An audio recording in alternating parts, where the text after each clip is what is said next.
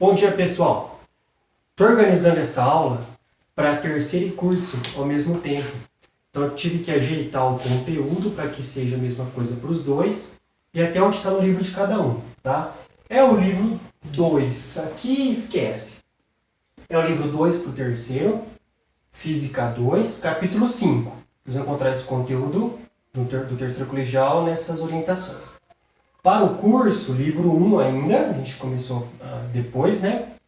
Física 2, capítulo 2. Eu vou primeiro relembrar Lei de Coulomb. Isso aqui começa com processo de eletrização, não vou passar por isso de novo, já passei por aula, já passei nisso na orientação da ficha da semana passada, já tá bom já.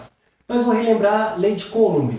A Lei de Coulomb é aquela lei que fala da interação entre cargas elétricas. Positivo com positivo ou negativo com negativo se repelem, força de repulsão, e sinais opostos, atração. Né? Então fala da interação entre cargas elétricas. Essa força entre duas cargas pode ser calculado. K, carga 1, carga 2, dividido pela distância ao quadrado. Essa seria uma representação, um modelo, né?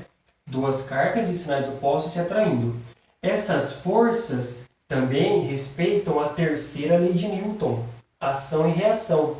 Elas têm mesma direção, horizontal no desenho, sentido contrário, mesmo valor, aqui negativo porque tem sentido contrário, e elas estão aplicadas em corpos diferentes, tá?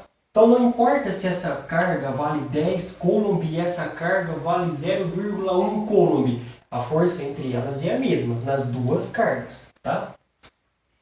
Muito importante lembrar isso, a gente vai usar já já isso aqui. Campo elétrico. Aqui já é um conteúdo mais avançado para as duas etapas. Campo elétrico. O que é esse trem aqui? Campo é uma definição que aparece em várias partes da física. Campo é uma região do espaço onde pode acontecer alguma coisa. Então, é uma região em torno de uma carga positiva, é uma região em torno de uma carga negativa, é uma região em torno de uma massa, em torno de um ímã. É uma região que pode acontecer alguma coisa. O que pode acontecer? Interação de atração ou repulsão. Essas interações só acontecem dentro de um campo, tá? De um espaço específico para isso. Não dá para a gente ver um campo. Não dá para ver o campo gravitacional, não dá para ver o campo elétrico, não dá para ver o campo magnético, mas a gente percebe a ação deles. Já devem ter brincado com o ímã e repararam que quanto mais perto esses ímãs estão, a gente sente atração e repulsão. Se soltar alguma coisa, a gente percebe a ação do campo gravitacional. E entre cargas elétricas é a mesma coisa. Se atritar uma régua no cabelo, por exemplo, essa régua pode atrair papel, certo?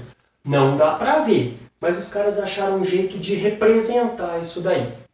O campo elétrico de uma carga positiva é representado de forma sempre saindo da carga.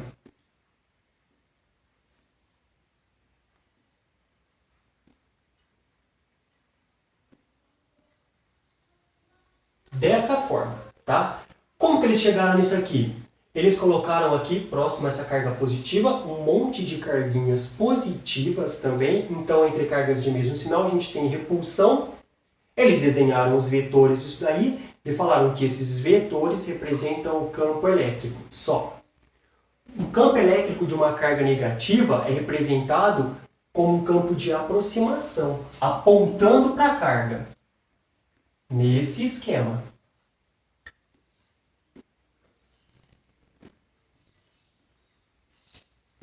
Tá? Eles repetiram o procedimento, colocaram aqui em volta várias cargas positivas, carga negativa atrai carga positiva, representaram esses vetores e tiraram as cargas. Ficou só a orientação dos campos, tá? Das linhas. Não preciso de duas cargas para ter campo elétrico, eu preciso de uma só. Preciso só da carga que gera esse campo em volta, só da carga que gera esse campo em volta. Tanto que o campo elétrico, que é uma grandeza vetorial, tem direção e sentido, pode ser calculado K, Q sobre D ao quadrado. E a gente pode juntar essas duas fórmulas agora. Olha que maluquice, coisa linda. O campo elétrico, como a gente acabou de ver, depende do K, depende de uma carga e da distância entre elas ao quadrado. Se eu olhar na fórmula da força elétrica, o K está aqui, uma carga está aqui e a distância entre elas ao quadrado está aqui.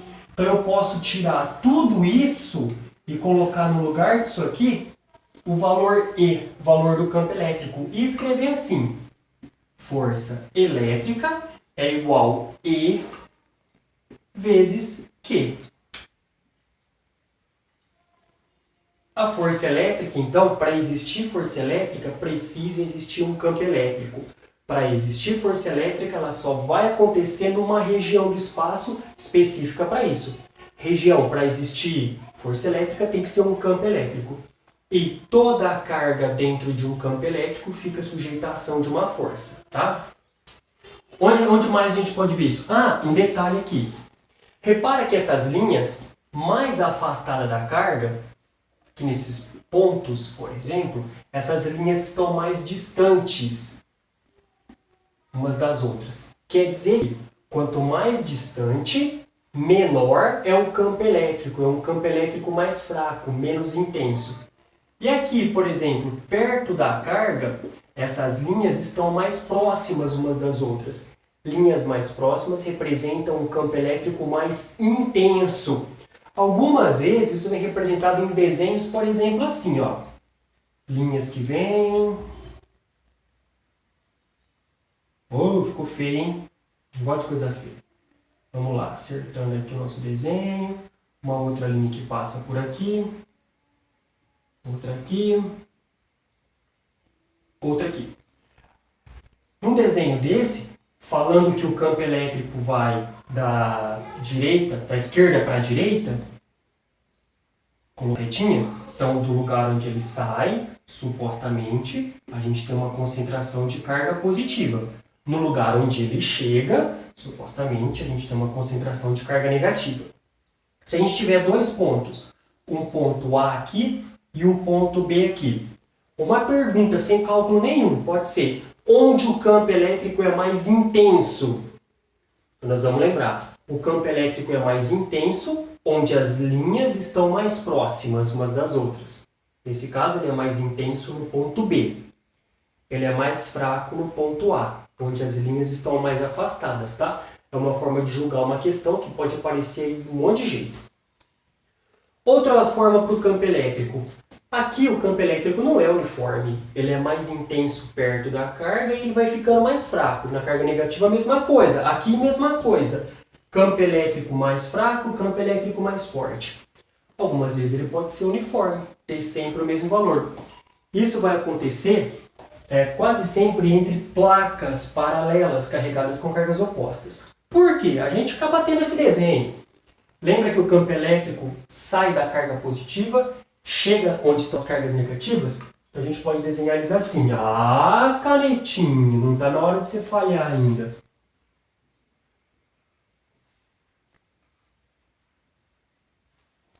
Dentro das placas, essas linhas são representadas de forma paralela.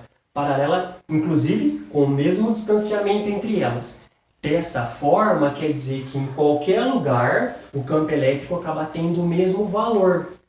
Não importa se eu pegar um ponto aqui, um ponto aqui, um ponto aqui, um ponto aqui, não interessa. Dentro dessa placa, devido à distribuição dessas linhas ser paralelas e irregular, o campo elétrico aqui dentro tem o mesmo valor. Nós vamos ter, posteriormente, situações que envolvem isso daqui. E o último detalhe é a densidade superficial de carga. Ela só relaciona a quantidade de carga distribuída sobre uma superfície. Imagina aqui uma placa metálica com excesso de carga negativa.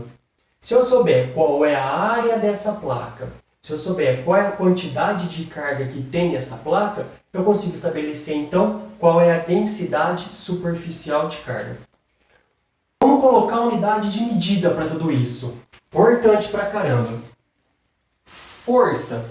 Qualquer coisa que for medida em força. Que for medida de força, Newton.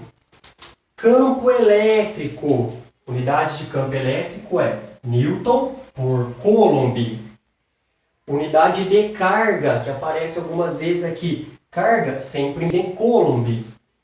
A densidade superficial de carga, então vai ser coulomb, a unidade de área, né? Metro quadrado.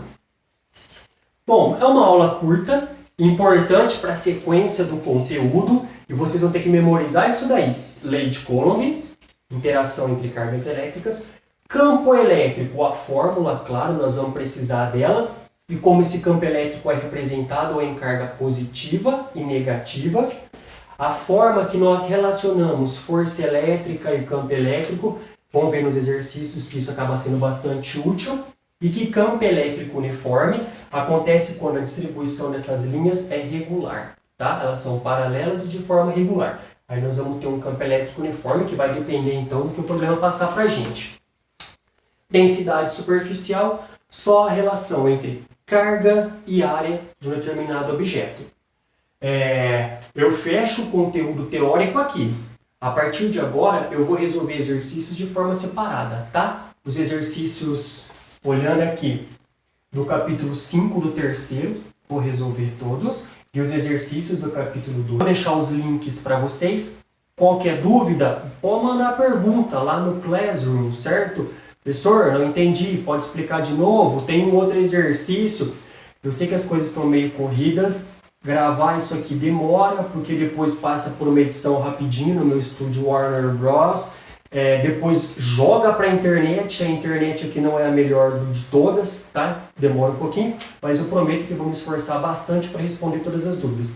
A gente não pode parar. Estou oferecendo esse caminho para a gente poder continuar com o material e quando a gente se encontrar de novo, tem a menor quantidade de coisa para a gente poder fazer, tá? E aí seguir juntos outra vez até o final do ano. Essa parte fica pronta, bora lá para os exercícios.